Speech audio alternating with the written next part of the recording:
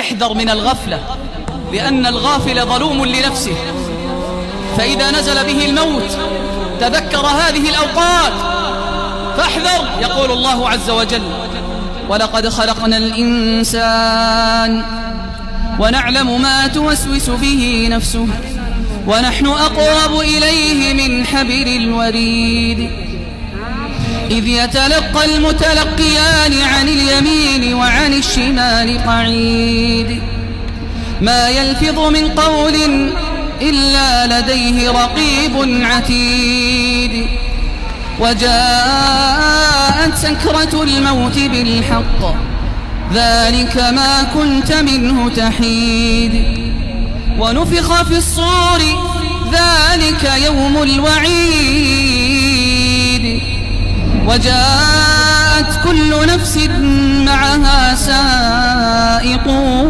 وشهيد لقد كنت في غفلة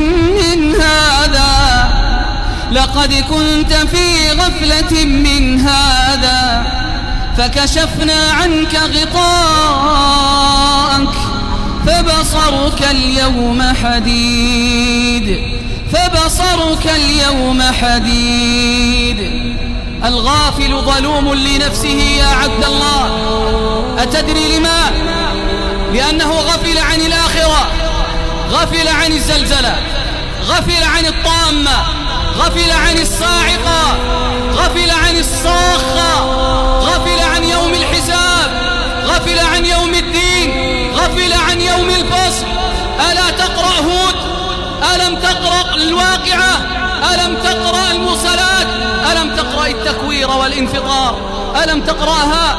إذا السماء انفطرت وإذا الكواكب انتثرت وإذا البحار فجرت وإذا القبور بعثرت علمت نفس